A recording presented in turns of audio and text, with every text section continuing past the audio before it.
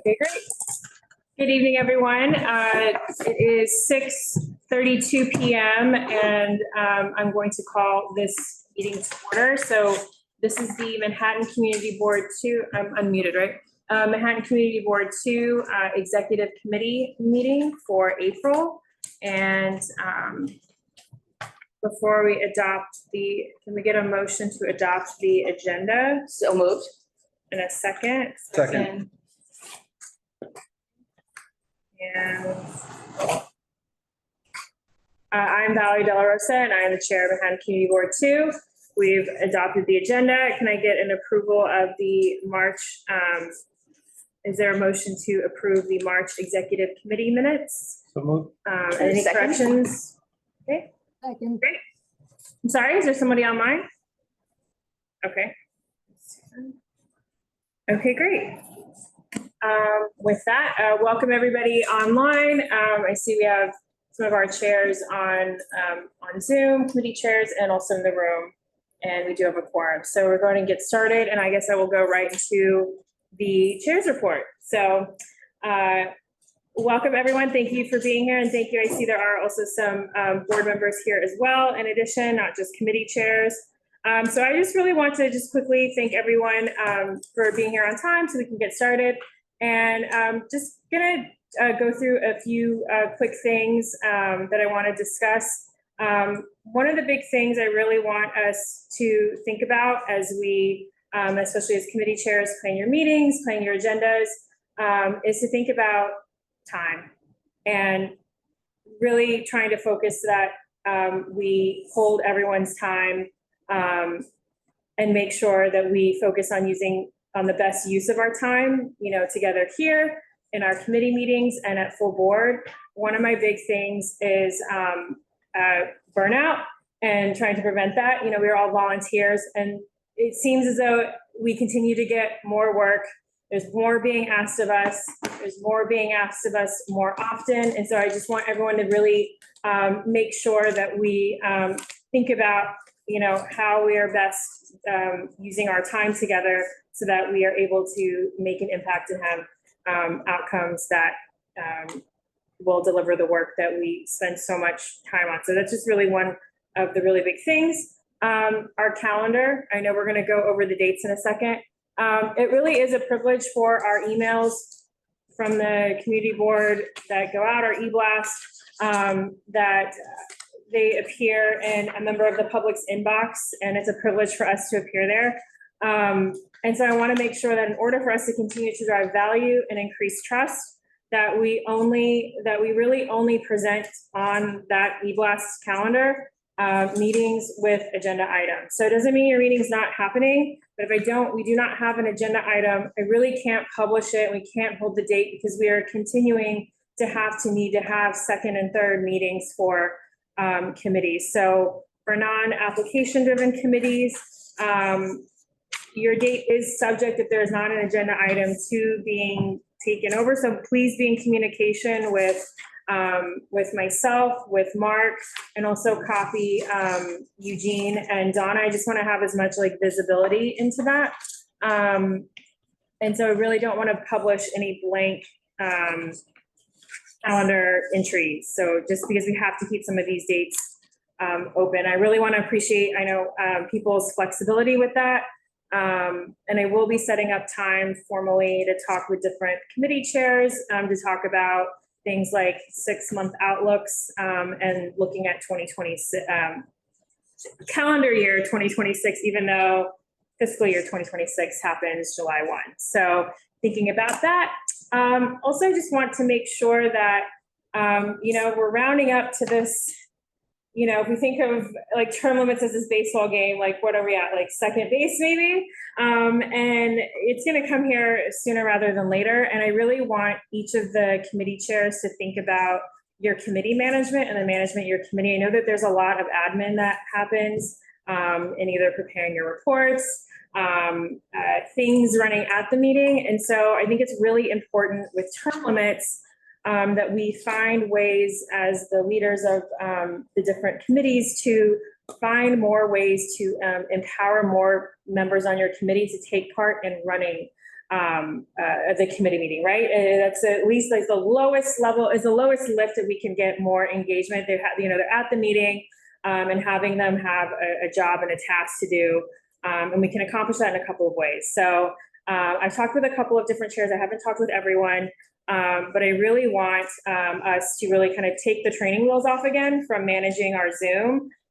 We were pretty self-sufficient at one point of running the Zoom. We were only Zoom, and I know now in a hybrid situation, and I'm speaking specifically to committees that meet in this room, right? If you meet outside, we do have to have that extra, we really count on Mark in those instances.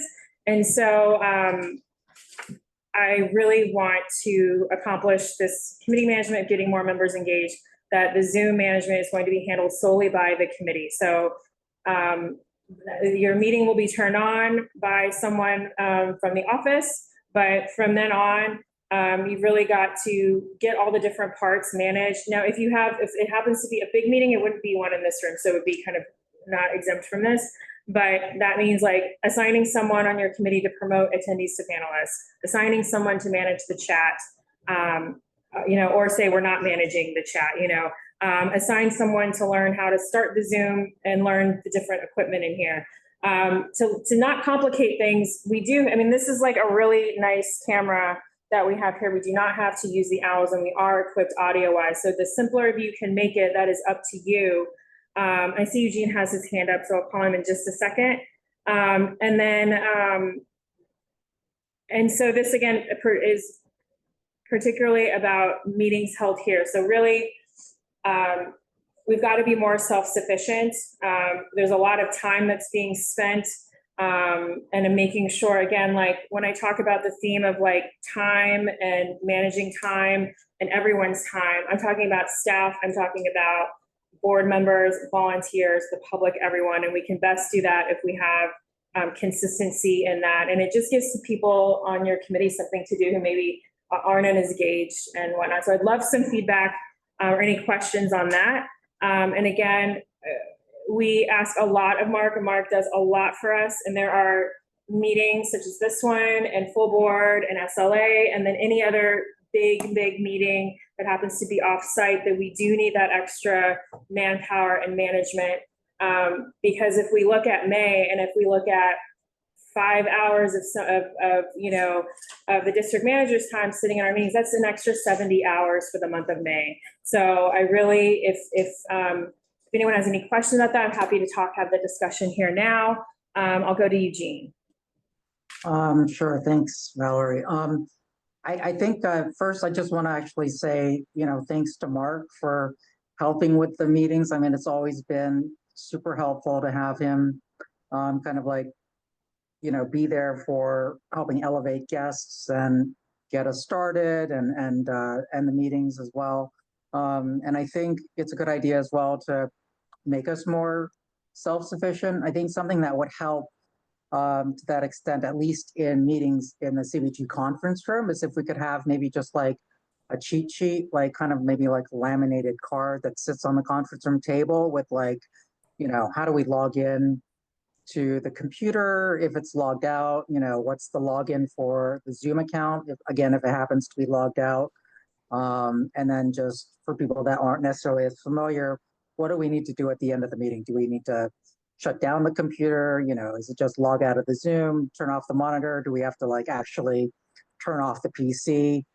Sometimes that's not fully clear, but it's probably, second nature to Mark. And I'm sure the first time we've run through it, it won't be a problem. But I think it'd be good just to have like a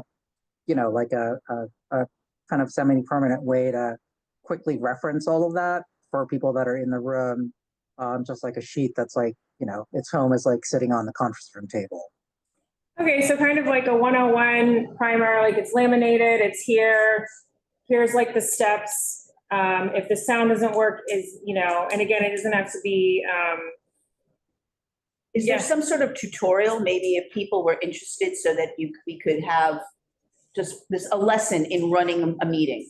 I don't know if there's interest in that, maybe, ask.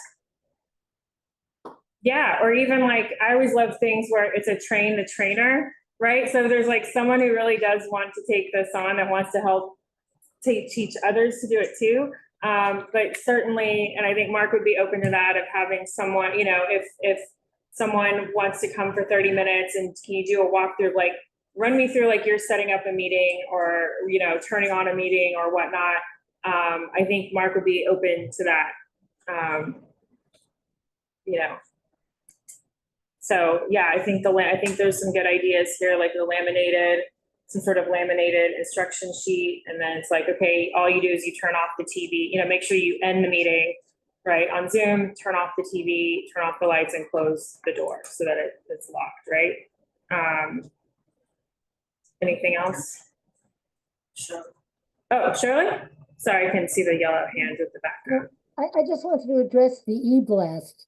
And I wasn't quite clear on what you were saying, but I just wanted to say that I think it's gotten so much better with Mark taking care of it, because he puts in so many significant pieces of information. For instance, which blocks are closed, which are the new regulations.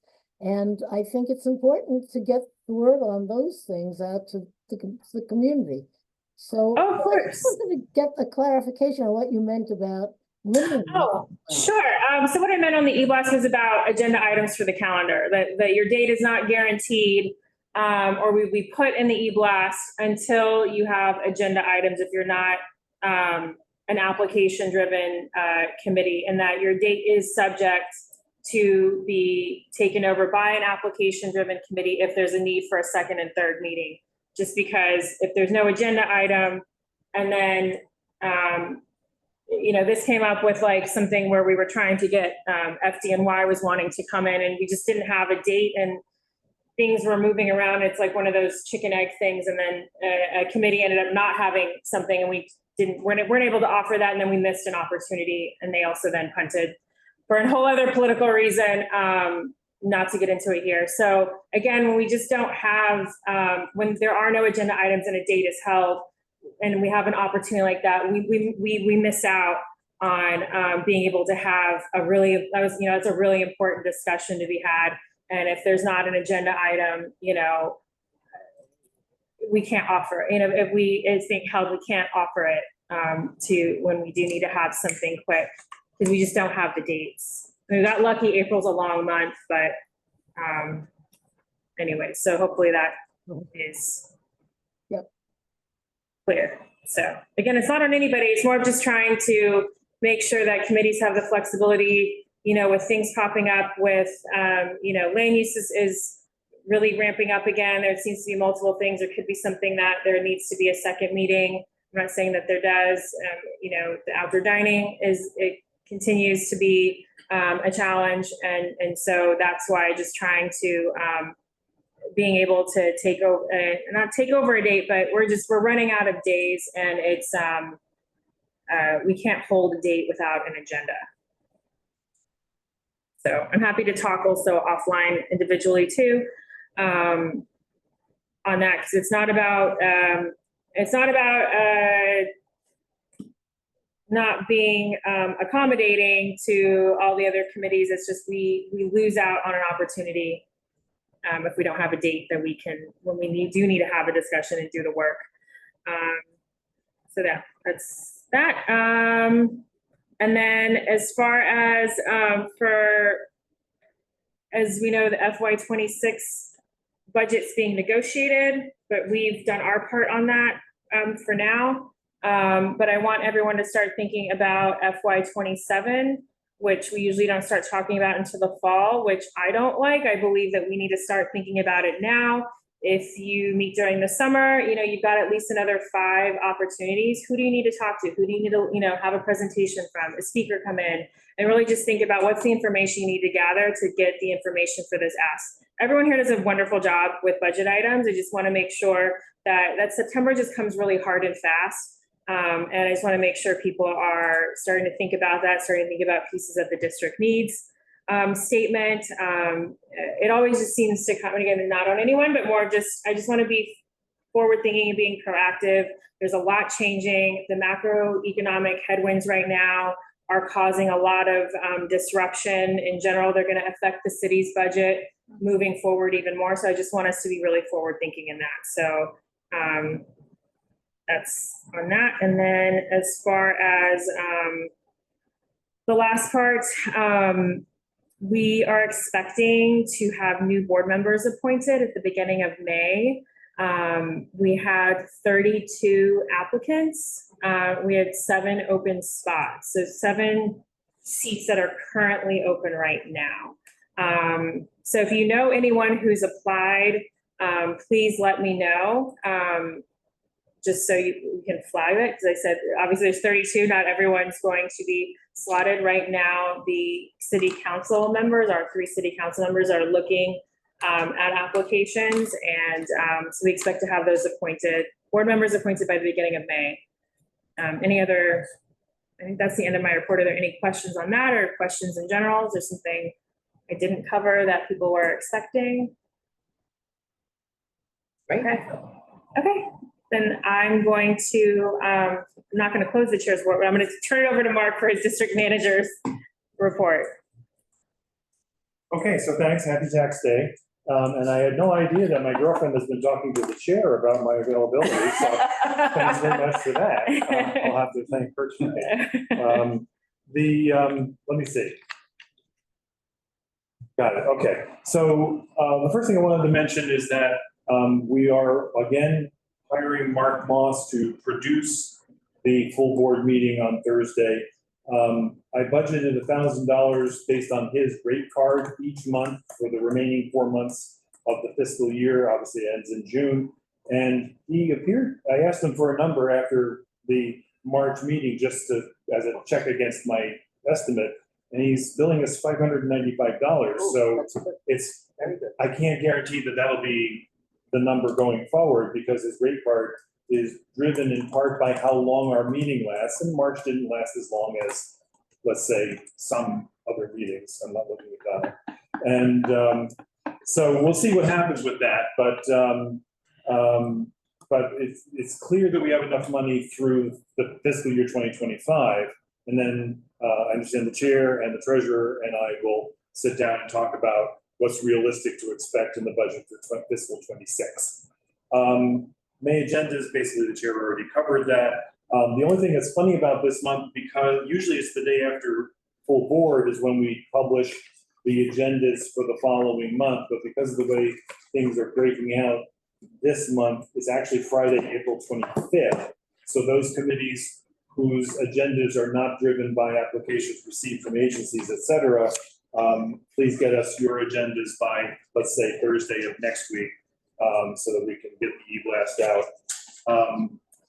there.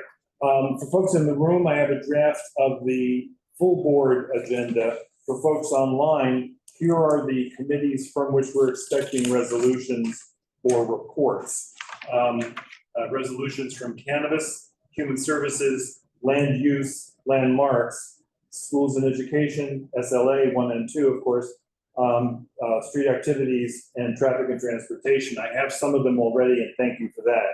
Also, a report without a resolution from P&W. If there's anything else I should be expecting for the full board package for tomorrow, please shoot me an email. You don't have to do it right now. We have been the recipient of a FOIL demand. The reason I'm mentioning it here, we'll handle that internally. I've already spoken with the council's office about how to handle it. But the point for this group is once we get a FOIL request, there's a litigation hold. Nothing gets deleted. So please don't, even if it's an automatic delete on your computer, please don't let it delete anything having to do with CB2. Can you explain explicitly what What was talking foiled? about? Yeah, what was? Well, no, not what was spoiled, but like when you say not to delete, are you talking like text messages? Are you talking like signal chats? Are you talking about emails? Like, what are you talking about specifically, so people know? First and foremost, it is documents that are shared. Okay. If it's a memo you wrote to yourself, there's probably an exception to that. Yes, keep your emails until, in fact, further notice. If you have a concern about that, again, text me or email me later. The reason is that if we allow an automatic delete of information, then there is a rule of law that says that you're presumed to have deleted something that agrees with them. So anyway, Is that over a certain time frame? until we respond to the FOIL. I mean, is the FOIL referred to a certain time? The FOIL does not have a time frame, but it is effectively instantaneous. It relates to a matter that came up last week and will be discussed at full board this week. So it's going to be a very tight time. Okay. So it doesn't relate to things that predated the event that you're talking about. I mean, in the sense that people don't have to hold on to That's what I'm absolutely asking. everything Right. that's not tied to this. You'd have to know what was foiled. So, so the safe thing to do is to hold on to things for now. I have every report I've ever written. You might be the only one. Okay. Okay. I neglected to mention on the reports and resolutions, we will be putting together the full board package, and as much of that as we can include to meet the open meetings law requirement of posting things the day before, that would be great. Let's see. Oh, so the cheat sheet on how to log in, that's the green thing on the table over there. It probably needs. It's there, okay, amazing. When I first got here, I redid it. I probably should redo it again. Okay, But great minds thinking alike. Let's see. And then I'll take a look at it. probably should put in the logins, because the login for the computers have changed and so forth. And yes, if anybody wants to come, see how we set these things up for you, we're I'm gonna do it, delighted to. because I haven't done it in a while. Takes all of about 5 minutes, Okay. so I wish you could do it online. Is there a question? Yeah, I get a question. That's good. Okay. regarding the FOIL. Yeah. You said you just received it. Is it for every committee? I'm not understanding why we shouldn't be deleting anything if it's not, is this committee specific? It is right now committee specific, but it is not a very carefully crafted FOIL request. So I'm concerned that, that if we are seen as deleting things, the adverse inference that there was something there that negatively affected whatever it is this person's interested in, would count against us. So I'm just trying, I'm probably being way overcautious, but I used to do this for a living, and I'll bore you with stories someday about how people got themselves in trouble, not by actually doing anything wrong, but by appearing to have done something wrong. And the appearance is actually worse than the error, so. Thank you. I think that's all I've got, unless there are questions. Any questions? Yeah, cool. Let's see. In terms of the budget priorities, I will, each year I create a folder for the district needs statement on the Google Drive that everybody has access to. And I put in last year's materials. And then also, one of the things that I've mentioned before, in September, which is a little bit too late, the Office of Management and Budget holds a series of meetings with agencies where the district managers, you're all welcome, but the district managers tend to be the ones that do this, have about an hour with each of several agencies. And there's 3 dates over the course of September. I'm responsible for actually the Department of Education, the School Construction Authority, the DYCD, and ACS. So I absolutely welcome questions and topics of broad implication for. DYCAD, I'm sorry, the Department of Youth and Community Development. They're the people that bring you all the after-school programs and so forth. And then ACS is the Administration for Children's Services. They're the people who run foster care as well as a variety of juvenile justice initiatives. these are the agency meetings, right? Well, they come to the Office of Management and Budget. And- Right. and we do it on Zoom now. And the agencies that are well organized, you can actually have a conversation about what their budget needs to be for the next fiscal year. So anyway, we welcome, and I'm glad to share with other district managers questions about other agencies that you might want to bring. Okay. When should we get those to you? Or when Over should the summer committee is choose? great. Over the Oh, summer. actually, yeah, early July, that's when we put those questions together. We send the questions to the agencies, we hope that they'll respond in writing before the meeting, because then you can have a conversation. Some agencies show up with the answers at the meeting, some show up with a blank. These are not, they're held in June before the budget's finalized? No, the consultations, I'm sorry, Rosa, the consultations are in September. In July, we submit the questions. Got it, okay, thank you. Got questions online. Sorry, go ahead, Katie. And you're muted. Muted. Can you hear me? Yeah. Oh, I have an echo. Not here. Yes, we can. Are we telling, I don't know why I have this. Are we telling all the community board members to save all their emails as of today? Because a lot of people are here. Okay, I will follow up with that. That's a good point, thank To you. whom is it directed? Your whole request. Right, it would be, I'll discuss. We'll discuss. Okay, Janine, I guess is next. Yeah, which committee was the FOIA request for? SLA, Thank you, sorry I missed that. I probably didn't say it, sorry. Okay, and Shirley?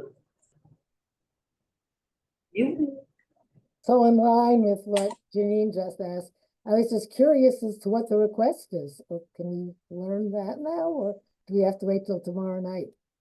Right now, the request, it's a little bit, it's not well formed because a FOIL request asks for documents that actually exist. It's not an interrogatory, it's not a question and answer opportunity, but the person making the request is treating it that way. So I'm taking counsel from the counsel's office on exactly how to respond to this. And we'll of course follow their lead. Thanks. Okay, thanks. Sorry, Sorry, go why are we reaching out to which council person's office, or is it? I'm sorry, it's the city law department. Oh, okay. Oh, got it, Council. city council. Pardon? Not council, not council. Oh, yeah, council, I heard council. Legal To counsel. enunciate. Legal counsel. Okay, Yes, and the borough president's general counsel too.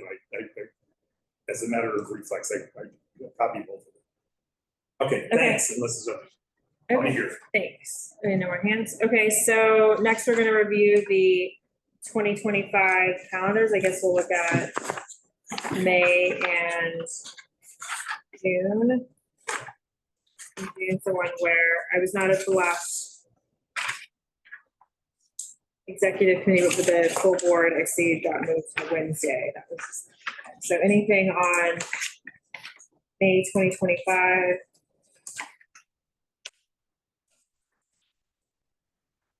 We already have quite a large application that would normally take nearly an hour or more. So we should be alert to needing some extra time. Right, you're gonna need an extra day. Okay. It's very early to know what is. It would be fine if we don't have a great deal else, but Okay, we just can't know until at least the first how it seems like it might shake down. okay, And our actual deadline, everyone should remember, is a week before the meeting. So we could, in principle, get a new building application on the Thursday before the thing. So we should just be alert for that prediction. okay. So we might need a second meeting location on the 19th, possibly, correct? Chanel, on the 19th, on Monday, the 19th. Probably, I don't see where else. you could get the 2-hour block, 5:30 to 7:30, Okay, knowing that another meeting could begin on 7:30, or we could switch with them if they preferred.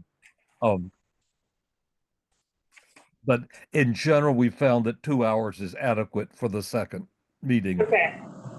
So however it works out. Okay. We won't know yet. Okay, so we'll stand by. Okay. Any other changes to the calendar? Mayor, okay. I'm gonna close that out. Thank you. And then we'll go to standing committee reports. And before we go to standing committee reports, we could really focus on just what is the most relevant to this group. If there's wider issues or anything to expect that might be an issue at full board. And then for those that are giving reports at full board, if we can just really keep it to the therefore be it resolved, so that we are not having a very long. And if members have questions, they can ask. That way we can have the discussion if needed, but that we don't go too long into the reporting. So with that, Mara Fitzgerald for cannabis licensing. She's not here. Okay. But we met last night and we had one application. Mhm. It was for Excelsior Dispensary, Mhm. and they elected to withdraw and come back. So there is no report at this time. Okay, so no report, no resolution. Correct. For Thursday, okay? They did that at the meeting? Yes. Okay, oh, that's unfortunate. Sorry about that. Okay, so no report, no resolutions, okay? Thank you so much. And next we'll go to Human Services, who Susanna had a report. I will quickly pull it up and read it. 1 second.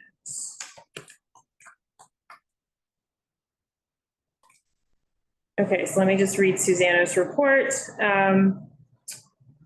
Susanna says that Human Services Committee will present a report and resolution for this month. The report is about the Red Door Place, the food pantry that operates out of the Church of the Village on 13th Street and 7th Avenue. The executive director died suddenly in January of this year. Their meeting, the Human Services Committee had a meeting with the interim director who spoke of needing a new location from which to operate as the church's financial situation is unstable.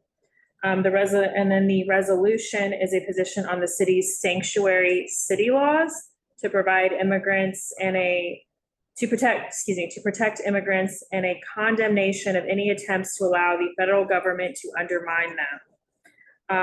The resolution was approved unanimously by their committee, and Susanna does not think that it will be controversial with our full board. And later this month, the Human Services Committee is going to meet with and at Northwell Greenwich Village Hospital.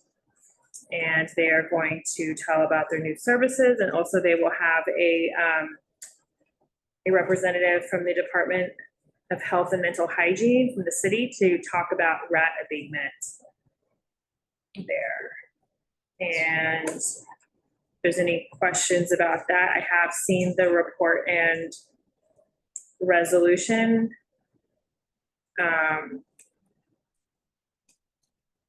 And there was a report on the presentation from a city council member that was not our city council member. That is the chair of the New York City Council Committee on Immigration. There was a presentation, well, I guess it was a discussion. It wasn't really a PowerPoint or anything. And then the resolution, which calls on the mayoral administration, NYPD, Department of Corrections, Department of Homeless Services, Mayor's Office of Immigrant Affairs, and other city agency officials to ensure full compliance with the local sanctuary laws. And condemns the false and inflammatory narratives used by the mayor and others to justify increased local cooperation with federal immigration enforcement, and urges all city and state officials to actively counter such rhetoric with facts, compassion, and integrity, and urging the city council and mayor to create a comprehensive and unified plan to aid immigrant communities, including other areas of NYC. So you guys can read the rest of this when it's in. Just wanted to give you the therefore be it resolves on that, the main ones. That's it for Human Services. If there's any questions about that, hopefully that board packet will go out tomorrow with that resolution and report. So next, I'm going to call on Eugene you for land use and housing. Thank you. For this month's land use, meeting, we had 3 items on our agenda that generated, resolutions. First was 43 Bleecker Street, which is the first that we have, first of its type that we're hearing, which is a, development where they are in lieu of, creating mandatory inclusionary housing on site, they're paying into a development, fee for off-site housing. The resolution, and may therefore be it resolved. We were asked, there's no actual specific role for CB2 to be involved, because simply we're asked to be notified. The requirement is simply that CB2 is notified of this, but we are asking in our resolution that this project be audited in terms of the square footage that is being developed, because 43 Bleecker Street is a former IMD loft board building. So there is some controversy in terms of whether or not there were actual residences that were legally on site before the conversion. And we would like to also ask where the money is going in terms of this fund, because of a lack of development sites within CB2 for the offsite funds. The second item on our agenda was the comments for the consideration of the scope of work for the EIS of the last mile facility text amendment. This is a city project where they are asking to create a special,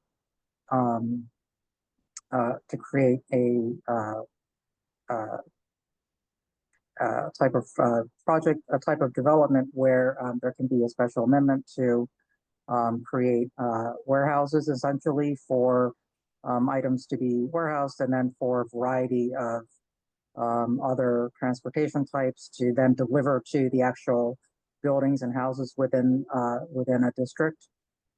So we were looking strictly in the scope of the EIS, and the committee had comments on 7 of the specific tasks to make sure that there were some of the to make sure that within the 7 tasks that we looked at, that the ECP look at things like the type of traffic that's being generated in terms of types of vehicles, concerns about charging infrastructure, as well as the neighborhood character for the energy the neighborhood character for the development of the charging infrastructure. And then the last item that required a resolution is the Gansevoort Square proposed housing and development. The major milestone that's coming up is the RFP is going to be generating there will be at the end of the month, developers will be submitting their responses to the RFP.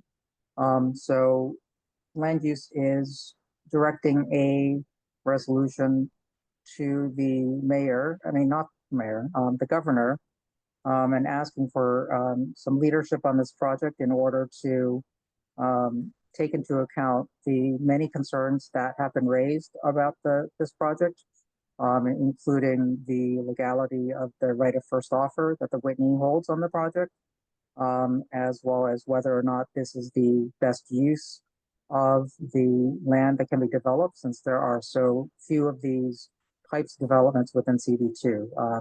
This type of land is very scarce, or it's city owned, and we continue to have issues with whether this is producing the most housing possible, as well as whether or not this is producing 100% affordable housing, which other city-owned lands are producing. So those are 3 resolutions. Any questions? So 3 resolutions. Eugene? Yes, I'm sorry. Yeah, those are the, There'll be 3, right? yes. Okay, thank you.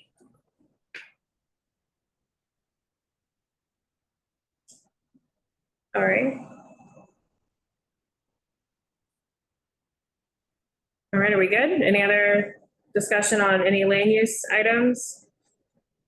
Okay, thanks, Eugene. So next we're gonna go to landmark, Chenault.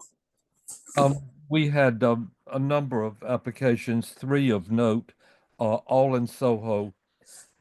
There has been a trend lately that we've gotten applications that are, I could say, facially unacceptable. It's not clear whether people are pushing the envelope or, as we've had in some cases, seemingly naive applicants who just push forward with whatever proposal they thought might be good. Often a branding thing is one of them is. The 3 are, one is the flower decoration bower that is prevalent now, and their own temporary applications approved or not by the staff. This one is for 6 months, and they've asked that it be made permanent for the duration of their lease. We have strong objections both to this one and to the whole idea. First, because they're meant to be temporary in nature, and they obscure the building where they are. And the even worse or more objectionable idea is that we could end up, I'm thinking of Bleecker Street because there's so many of them there and have been, that the whole street becomes a flower display rather than enjoying the historic buildings. That's the whole point of historic preservation. The third one is, I called it in my notes, a crystal building. It's an interesting building that was redone twice before, a few years ago, and it's not particularly interesting, but it doesn't offend. It's a 2-story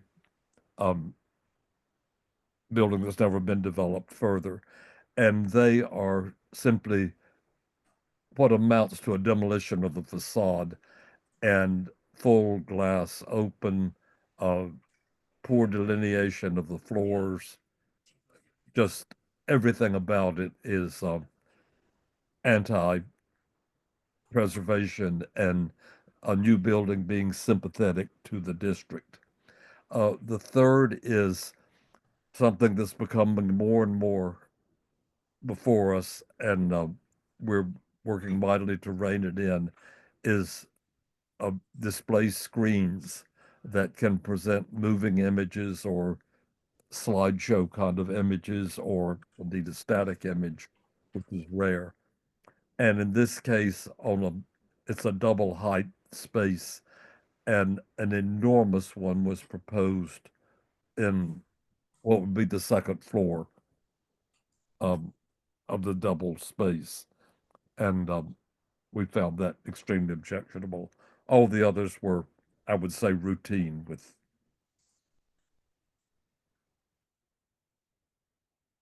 That's all. Great.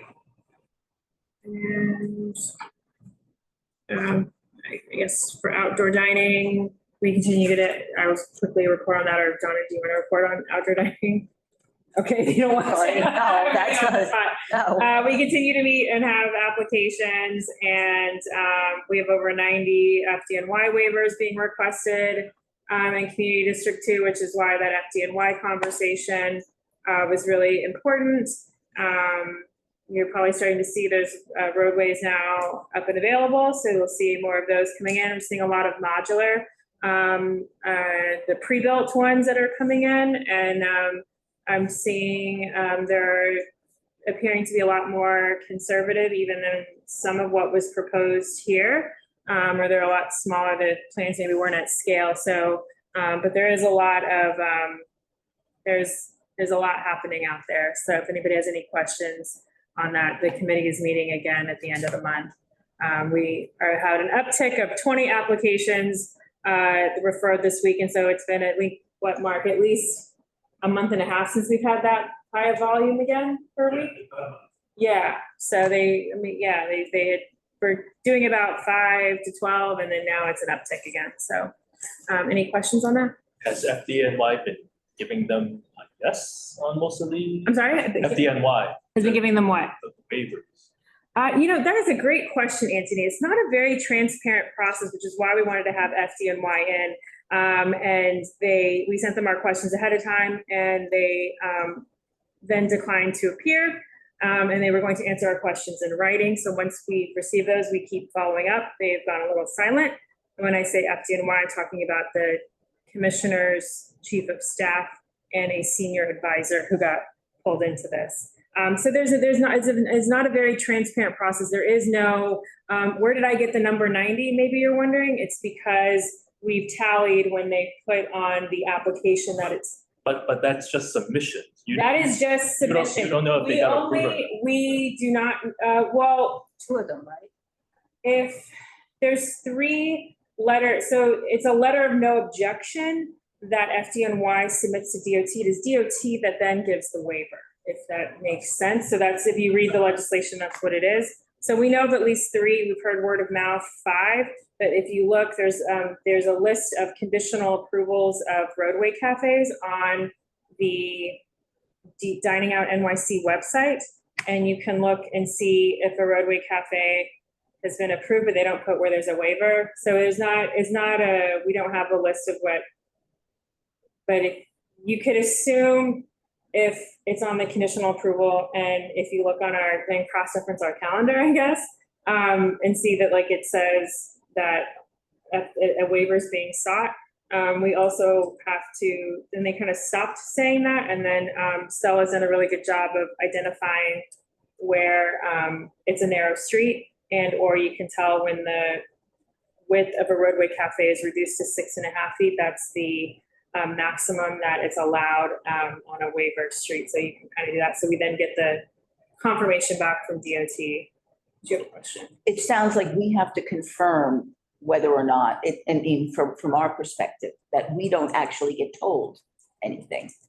We only reach out to confirm if it's being submitted, because that's where we are in the process. But for those, the only 3 came with the letters of no objection from FDNY. So it's not a very, and then they're required, if they are granted the waiver from DOT, to then email their local battalion chief and have the local battalion chief do a walkthrough before they open up the roadway cafe. Like it's been cited, and then that they are supposed to make the suggestions of the battalion chief. But it's not clear as to, again, those were part of our questions. Yeah, anything else? Sorry, Shirley, yes. I can't see the hand because I can't find my hand. Sorry. That's okay. So Shirley and then Chenault. There was an article in the Times, like today or yesterday, and they were saying how few applications there were. And it's a little not in keeping with our experience, because I'm happy to. Avalanche. Yeah. So what's that about? I just wondered. Is it because we're in such demand because we are where we are geographically? Yeah, I think it's exactly that. So I think we have 560s that I last had total is what we expect. We haven't reviewed that. We've reviewed 60% of those already.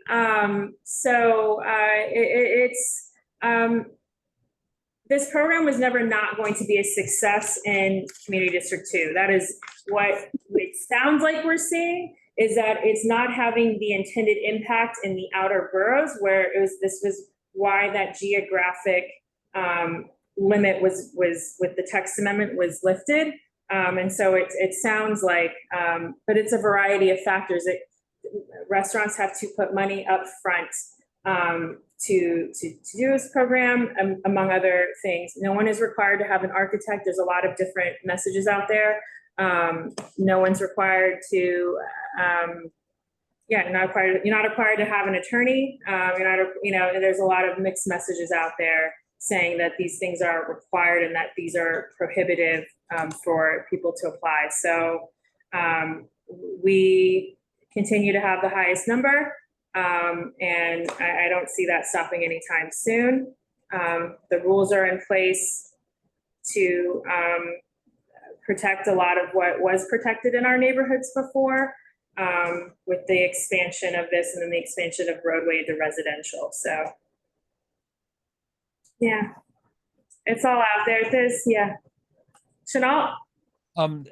This question of the fire department waiver Mhm. is after the whole smoke is cleared with whatever accommodations are made for it.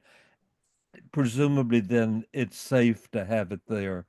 And the famous thing was when the fire truck couldn't open the door. And that's solved and the waiver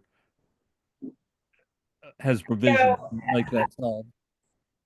I will not comment that a waiver makes anything safe. It's just a letter of no objection. But if you read one of the 3 letters of no objections we've read, that's on applications, or read the memo, the 2-page memo, it starts out sounding like they're not in favor, the FDMI is not in favor of these variances, but then they grant a letter of no objection. So among like other things, I'm sure this is very political in nature. And so, Carter, would you like to add something? Wobbly to begin with. Yeah. Carter, would you like to add? And what's interesting is that we were told, Chanel, to your point, these new structures, people will be able to move them. They can quickly be, if there's a problem with the fire truck, they can quickly move anything or do whatever they need to do, except, now we're seeing that they are using variants of shipping containers that are cut, that have metal sides. And so there's a lot of open questions whether or not these waivers, even if they say that they have enough room, provide a measure of comfortableness with safety. And we've had a couple of major fires in our community board recently in the last couple of years on narrow streets. So there's a lot of open questions about this, and remains to be seen. It's just disappointing that the fire department can't respond to us. And then I also just wanted to point out to Shirley, one of the things that the costs for the new program are a lot less than the old program, and our rents are probably higher than most places in the city. So it makes economic sense for most places to open outdoors, and that is probably not the case in other parts of the city, and many parts where they had hoped for this program to have more success. Thanks for that, Carter. And yeah, we're talking with DOT. We're trying to have this dialogue with FDMY. We just want to understand how it's being applied so that we can follow suit. And we want people to, we want these to exist successfully in our neighborhoods, but also to meet the needs of residents and the businesses all at the same time. So not an easy feat. That's it on outdoor dining. Thank you so much for your questions and for listening. Parks and Waterfront, Rich, is Rich on? Is supposed to be on? I'm not logged on to see, I'm sorry. Is Rich on? I don't see Rick. Okay. Okay, does anyone have the report for Parks and Waterfront? James. Okay, that's right. Okay, great. So we'll move on. Schools and Ed. We had Emily Helmstrom from Literacy Academy Collective present their work on advancing evidence-based literacy instruction for students with dyslexia. Highlights included the success of their South Bronx Literacy Academy, where students doubled reading benchmarks, and their plans to expand to Brooklyn this fall. She also discussed the New York State Path Forward Initiative, a collaborative effort with NYSED, SUNY, and CUNY to reform teacher training, including a request for a $500,000 budget allocation for this program. So our committee wrote a resolution in support. it will, enable NICED to hire 4 dedicated staff members responsible for overhauling teacher preparedness. And the committee members present were in support of writing this resolution, but we did not have quorum. So that was our. Oh, thank you for bringing that up. Yeah, if we could also, if you are having quorum, not meeting quorum, please flag that in general. Either with me, email, or just. Oh, yeah. okay. So, but we'll vote on it full year. We're sending it to, do we need to vote on it here? Is that what you're asking, or what are you? No, I'm just flagging it here so that Perfect. people will, I'll vote on it at full board on Thursday. One reso for you guys. One reso. Okay, great. Thank you. Thank you so much. Donna, SL, any questions for Tricia on? Okay, so SLA 1, we had about 20, we'll have about 20 resolutions. Okay. I believe. We heard 13 applications. We're starting to get the dining out ones are starting to come to us now. So of note, there are 2. There is one license for a tavern wine license at 55.5 Green Street, which is 470 Broome. That one we had got a ton of letters, about 23 letters in opposition to that from the community, and a number of residents on the street came and spoke against the application. They had issues with, originally this application was submitted the month before as an on-premise with a 12 and 1 o'clock closing, and they withdrew that application before our meeting last month. They came back this month with the beer and wine license, and 11 o'clock and 12 o'clock, 10 and 11 closing hours with no outside seating. The residents are just very concerned that this is a full liquor license, that it's very late hours, and that they will not abide by any stipulations. The committee talked about it. The application as presented seemed reasonable, and the stipulations have the 10 and 11 o'clock closing. The applicant had stated they were not going to seek to upgrade their license. Stipulations say that they will not upgrade their license. And if they do apply for outside, which he did not say they wouldn't, he just said he wasn't now, they will close at 9 o'clock, which is what the previous person had there. It was a previously unlicensed space. So the committee is recommending deny unless with stipulations. I suspect that quite a few people will show up to speak against this application at full board. So everybody should be prepared. I think the committee just decided that the application as presented to us was a reasonable application. It's beer and wine. There's not a public interest standard on that. So that was that one. Also on Broome Street Bar, it came for their outdoor dining, 40 seats in the roadbed, 40 seats on the sidewalk. They have 52 seats inside if anybody's interested in that. We are asking applicants that had no outdoor seating before, as is the case here, if they would close at 10 o'clock, at least to get the program up and running. Everybody can come back to us at some future time once we see how this all plays out to request later hours, but that is what we are asking for when there was nothing there before. And they would not agree to that. So they came very prepared and brought probably, I think we counted 23 people or 24 people with them, all in support of this application.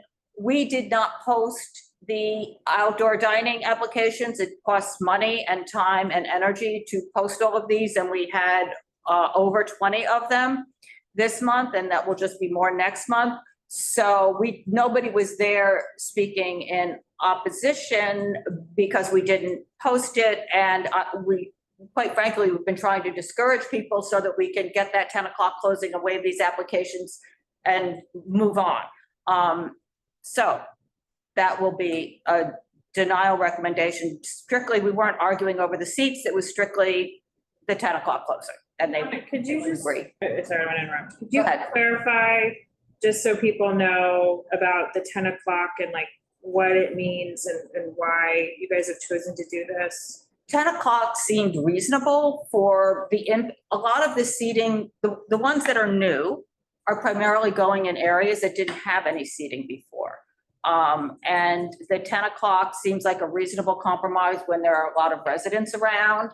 And that it is a balance between having that outdoor seating and a quality of life so that everybody can sort of coexist. We have a lot of new outdoor seating on many of our small residential streets that had nothing before. Many applications are doing both sidewalk and roadbed. And really, the committee feels that it's a good way to balance it out with the 10 o'clock closing, see how it all lands. And again, people can come back. Because of the volume. Because You of talk the about volume. you're anticipating and why, that's mostly what. You know how many, I mean, you know how many applications we have. So it's, how many of you heard already? They're all coming.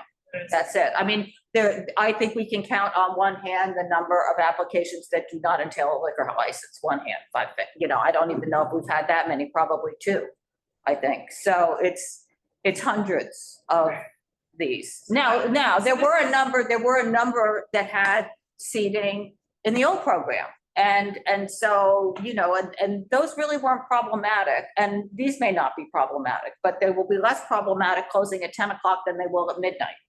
And that's what we want to see. And just, on the flip side of this, as we all know, many of the residents are not happy about having anything outside their ground floor bedroom windows. So that's why this is kind of a compromise. We're not doing it across the board, but primarily that's what we're asking. Right. So I think that's it, what to expect from SLA 1. SLA 2, I believe we'll have 25 resolutions on that one. And 14 of those are the dining out NYC. And let's see, there's 2 denials on that one. One is this Champion Pizza on 14th Street. I don't think either one of these will be controversial. This Champion Pizza on 14th Street, and then another is room service on Gansevoort. They are going to come back next month for a reconsideration, or they're putting in a new 30-day. It's a little unclear to me.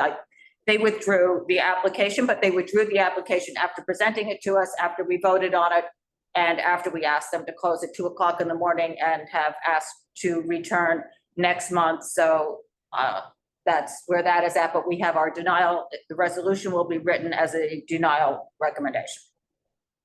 I think that's it. Okay, thank you. Yeah, questions?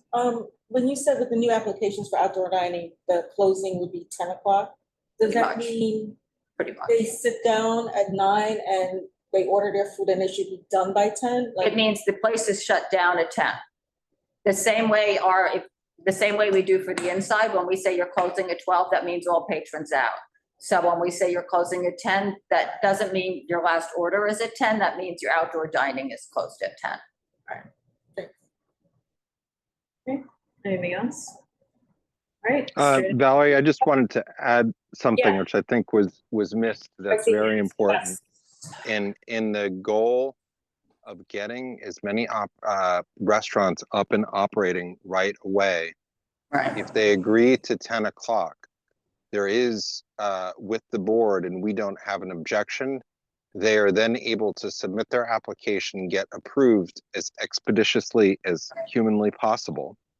But if we oppose it and they don't agree with us, they will not be entitled to serve alcohol in the outdoor space in many cases, because there are existing stipulations, until it is scheduled for a SLA full board meeting, which could take months.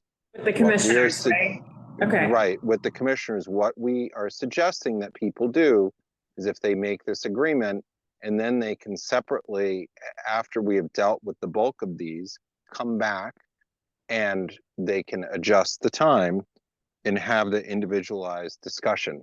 But in many cases, we have so many different spaces on the same street, it's very difficult to understand what the landscape is going to look like, what has actually been approved, what is going to be built, et cetera. So we're not trying to hinder people from pursuing the outdoor dining, but that's very important for people to understand, because when we say no, they're not able to serve alcohol, period, outside in almost all cases until it's heard. So it's sort of, and Donna has also, and the committee has agreed in almost all cases not to hear them at our committee if they agree to 10 o'clock. So it's just like, boom, you're done, and you can move on to being open and ready for business as soon as possible.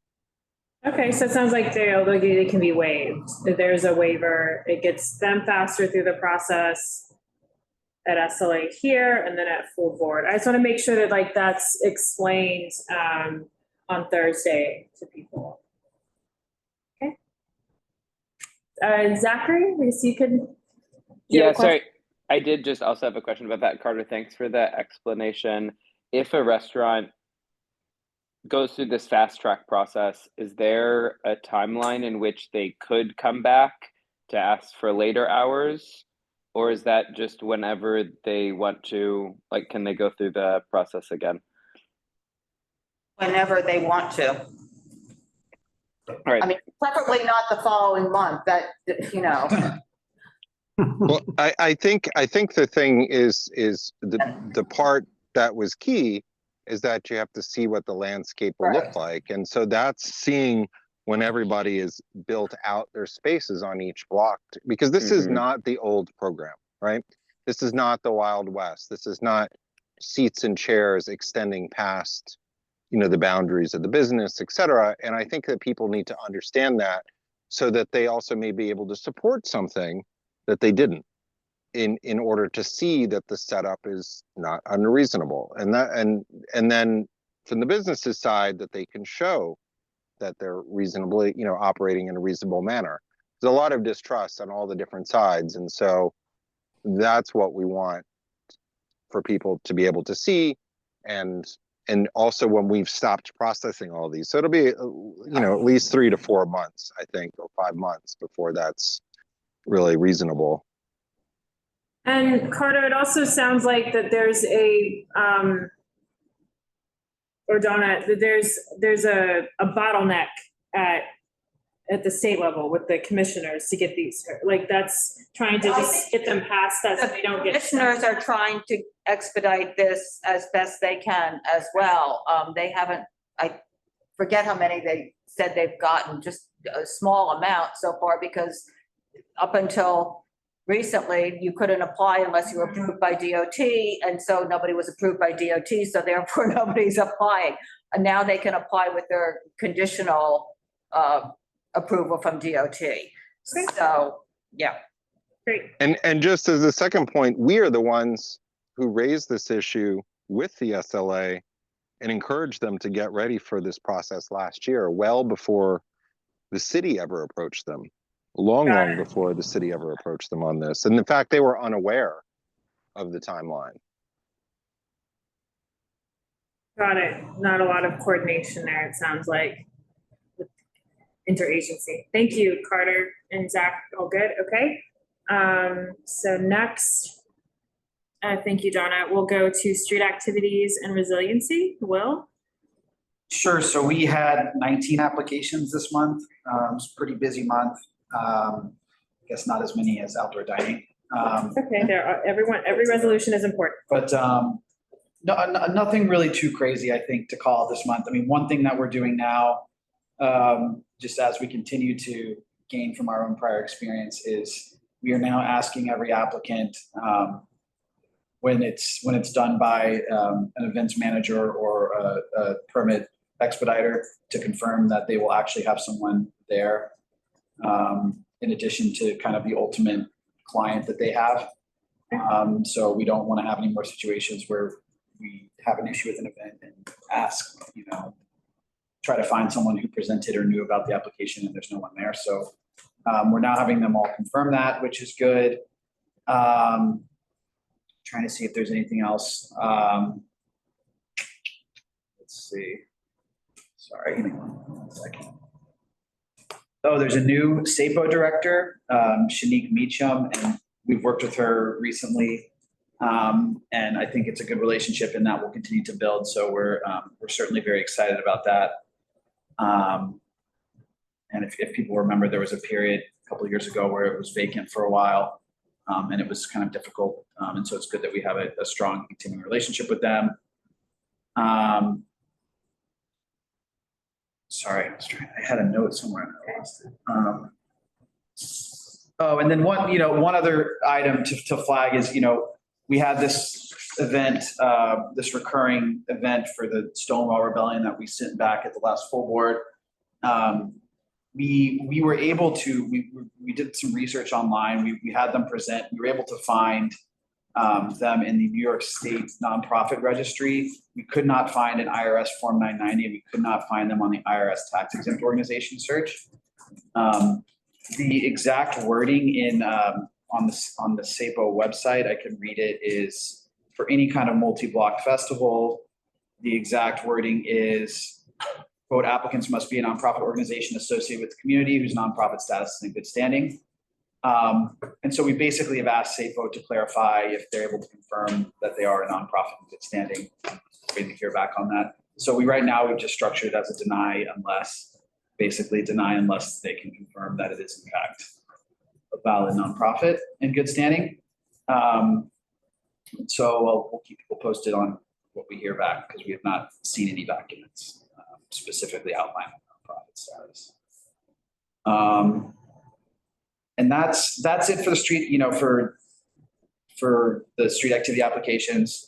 On the environmental side, people may have seen that there were some pretty substantial cuts to federal programs that deal with resiliency. There's one called BRIC, Building Resilient Infrastructure and Communities, which was part of FEMA, which was completely cut essentially by the organization, by the Trump administration. And so I've reached out to some colleagues who I worked with in the past on resiliency on other community boards downtown.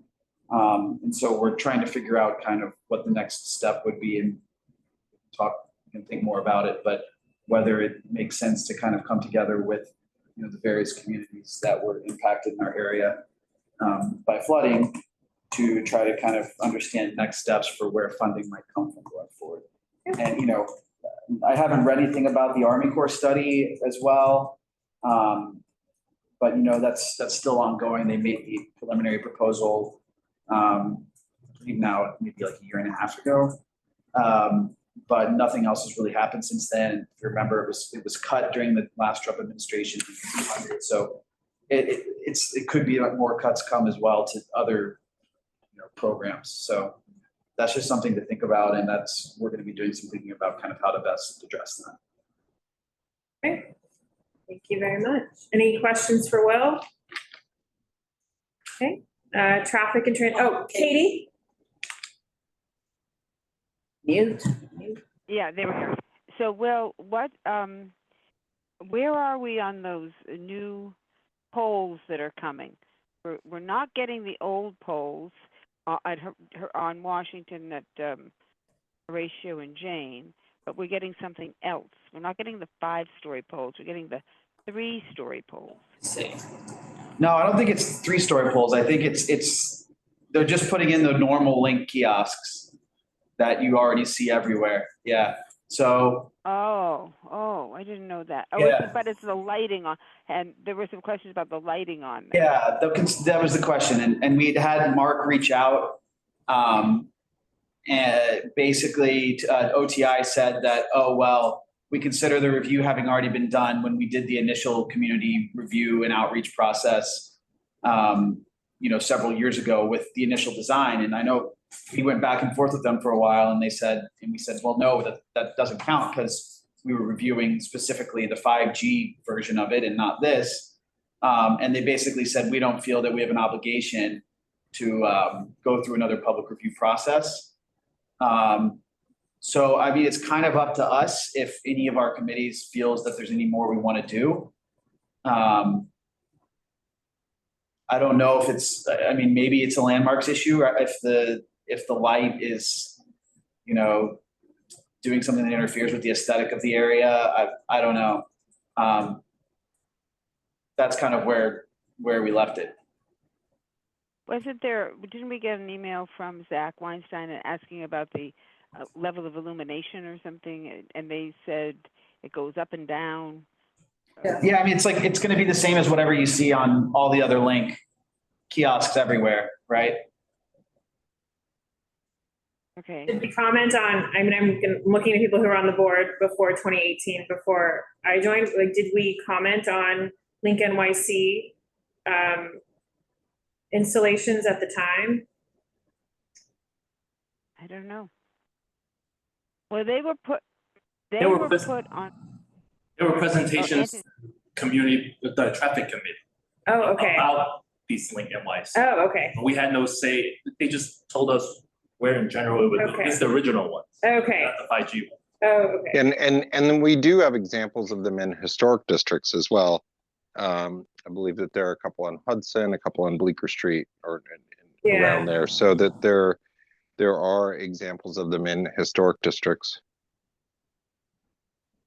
Like they're smaller if they're in historic districts, or they're The original ones. So the All the same size. Oh, okay. Oh, okay. Okay. They're just not it's the ones that we see everywhere. It's not the giant Right, towers. Oh, right. Okay. Okay. All right. Any other? So we're not comment. Where do we leave it? We're not. I'm just not sure if there's anything else for our committee to do there. I mean, if it's not the 5G, it's the Link NYC. Yeah. And if it's Link NYC in historic districts, if that's something. But it sounds like there might already be precedent. They might already. I mean, there's one on Jane and Hudson. Yeah. So.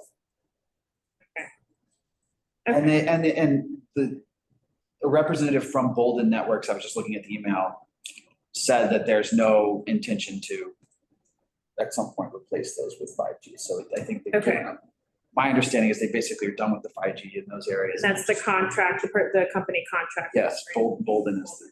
Just so. Okay, great. Okay. So next we have traffic and transportation. And we had 3 items, just one a resolution. But first, I'll just tell you about the 2 non-resolution items first. One was a continuation really of a discussion on state DOT's 9A safety and mobility study. And that will just continue on with the study. And Dan Miller did a very comprehensive list of the issues that have come up and what our concerns are and what we'd like to see. And that will be in the minutes of the report, very comprehensive. And I think the major thing is that we are supposed to have an open public meeting conducted by state DOT, they said in the so-called spring. Have not heard any word yet from them, but as soon as we do, that was one of the things I was concerned about, was getting that word out there. And so that on the e-blast, I think that might be a good place on our website, but to really let people know that they can weigh in. And then the other thing we're putting in our minutes is the website, which allows people to weigh in on the website. So hopefully this will go along smoothly. So that's 1. 2, we received DOT's latest list of open streets. The list really was more or less the same list as last year. There were a couple of things that we had hoped would go away, which didn't go away, let's see, Christopher between Waverly Place and 7th, oh, wait a minute, no. Spring Street, between Sullivan and Thompson, and between Thompson and West Broadway, and on Waverly Place between 7th and Christopher. And these were things that we had delivered the community's concerns about. And the other thing was that actually there were 2 things on the list that we're hoping that were not on the list, and we're hoping will not remain on the list forever and ever, which is Lafayette between Spring and Kenmare, and between 7th Avenue South and Bleecker. So we'll see how it goes. We sent an email commenting on this, and DOT responded back, keep us informed of how these things go, which is kind of non-committal and anything. And there was just one new proposed location, and that was Elizabeth between Prince and Spring, sponsor being Peasant Restaurant. And there were no objections. Some committee members remembered that actually this had existed a couple of years ago, and nobody really knew the details of the context. So again, this is something we're just going to have to watch and wait and see.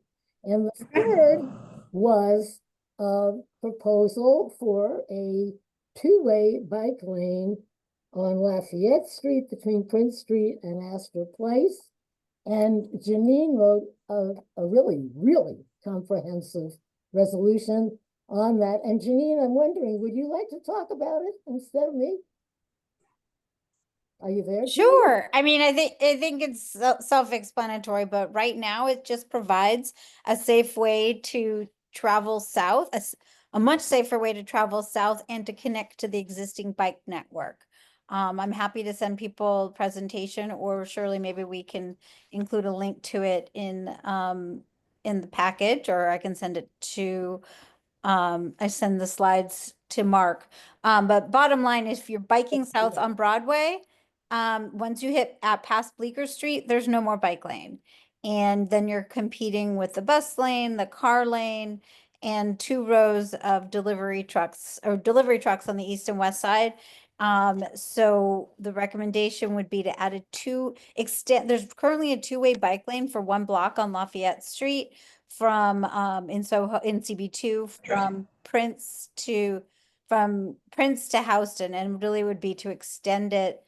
I'm sorry, from Spring to Prince, to extend it all the way up to Astor Place, and it would connect to the existing bike network. I'm happy to answer any questions people might have.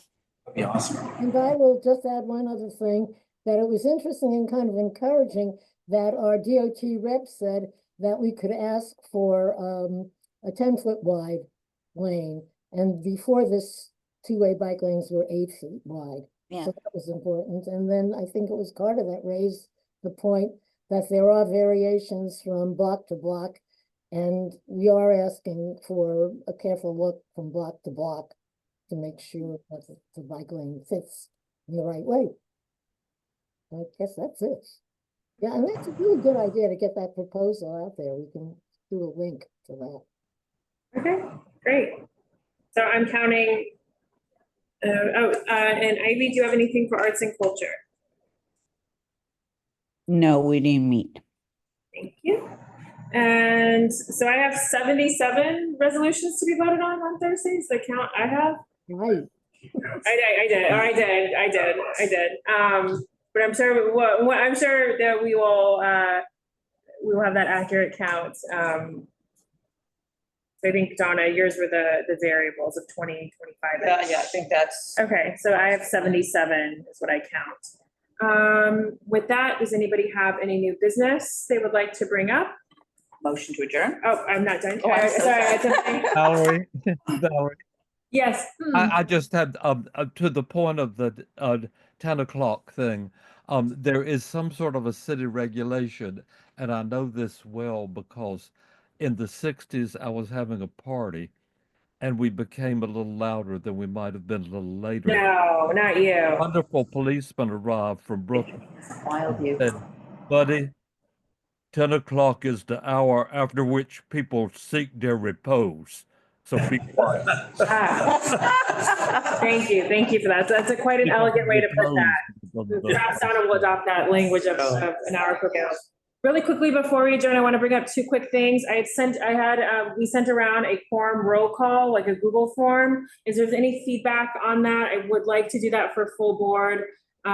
So we'll have Mark will send that out either tonight or tomorrow separately from the board packet, so we can just get an idea of how many to expect or who we might expect late.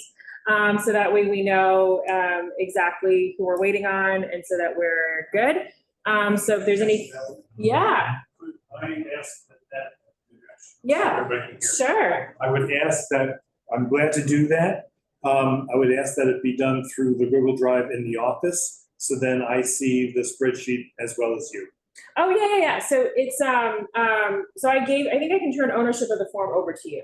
whichever way Yeah, makes yeah, to sense. of course. But that way I can share with the executive board, for example, in anticipation of the meeting. Of course, yes, of course. You have editorial, and I think I have to transfer ownership, so I can do that. I just had to think through it quickly. I just quickly put something together. So we'll have that go out so we have an idea of who we're expecting for full board. And then regarding the Link NYC, there'd been some questions from a couple different committees about using the Link NYC to publicize our meetings. So I think it makes sense, and I know there's some issues with the organization, but I think we've done this before in the past, but I think if you do have a meeting that you believe is a high profile or that we need a significant turnout, let's as early as possible, we can put that in because we're technically we don't have to pay for that space. So I think it makes sense for full board meetings, I think at the least. And then if there's anything additional, if your committee wants to try it out, just remember it can't list lots of agenda items. It's not very much to put on there. It's the date, time, and your committee. I've seen it around Chinatown for the CB1 meeting. Yeah. So they do it just for committee meetings as well. Yeah, so we can certainly, so I know it had come, from, it came out of discussion of street activities. So we can do others, but I think we should at least start with full board, maybe street activities. If your committee has something, again, it's just literally going to be the committee name. There's really not much else to it. It's mostly text. Anything else you want to add to that? I can answer that. A, they want 2 weeks notice, so. Perfect. Okay. B, there's a space for one website link. Usually we would make it one of those bit.ly things where it's bit.ly.sla or bit.ly.outdoor dining or whatever it might be. Okay. But it's got to be short because, and I don't think that they can do a QR code on these things, although there is a separate way where you can actually have your own flyer on it with pretty artwork, but the office is not equipped to create that artwork. So if you have it, I'll try to learn how to do it. But otherwise, it'll just be the formula that they give you, which is exactly what you said. It's community board to so-and-so committee to register on bit.ly.blah. Right, March register or something. Yeah. Right, some things that somebody can remember. Okay, so it sounds like the first iteration would be let's do text just so we can do it. And then maybe we'll work or get someone to help with a templatize, some sort of graphic package that can easily just insert every committee so it's one uniform thing so people recognize it. Whatnot. Carter, did you have your hand raised? Yeah, we had done this for about a year in the past. Most people don't know that because for exactly that reason, not many people see it because they flash. And the biggest thing is that you can't take information away from them because it's just like Mark had said, is that there's no QR code or anything to put down there to really get back to it. And then the other problem is that people want to put too much information because we generally need more than can be put on there. So it's not, while it seems like a good idea, it's something people really have to think about, is it worth the board office staff's time to enter in all the information? And is it going to get people out? So absent a QR code on there, it's really hard to have a takeaway for somebody who's just walking by it to remember. And it may be that it's just our simple website addresses that where what is put on there, not a bit.ly. I mean, nobody's going to remember that, or at least I won't, but maybe others might. But if it's just not something you can easily remember. So it really takes a little bit of looking at them and thinking about it, of how to have it to be practical and useful. That's a good point. I mean, it's either top of the funnel, right? And it's awareness. Oh, what's the community board? It's like an awareness of it. And it's like the full board meeting and then that's it, right? It's very top of the funnel. I think in order to actually convert someone, thinking of the full funnel, right? If these are customers or whatever, constituents, then for someone to actually convert to going to a meeting, there has to be some sort of value add communicated. But again, it's about how do you keep driving the awareness, because maybe it's about what is it and what does it do? Yeah, the biggest thing for exploration is whether on the flyers we can put a QR code, if there's any way that will work. I mean, that's the most important thing. If you can get that up there, it's worth doing. Without it, I think it's a challenge. Do they ever update the software packages for, I mean, we can ask them if they ever do update the software on these kiosks. So like, you could say like, next time you update the software, like, can you look at putting in the ability to have a QR, like, how hard is that? I don't. I haven't done this in a while. Yeah. So I'll relearn it. I do know that CB6 has some success with this. And again, if we can do the thing where we make our own flyer, then the flyer can have the QR code. That's what it is. So that's. Or even in like a synopsis of the agenda or whatever it is you wanna, promote to the public. Right. Yeah, I'll learn more about yeah, this. if it works on the kiosk. That's what I was asking. Great. That seems to make the most sense. That seems to make the most sense. We just want one flyer that is just plug and play, so it's something that the office can plug in and it's gonna establish. So, okay, Carter, do you have any other, okay, you put your hand down. So I think those were the two items I wanted to mention. So it is 8:03. I'm sorry? Ivy has her hand. Oh, I think that's just the cursor. That's the cursor? Ivy, do you have your hand up? No, Oh. I think it's something in the background. Yeah. It looks like a hand. It does look like a hand. Oh, okay, it's the cursor. Okay. Now I will entertain, A move to adjourn. okay. Second. Susan, great, and Will, great. All right, Thank you. thank you. This meeting is now adjourned. Hey, good night all. Bye. Oh, I'm sorry. Did I contact you? Right.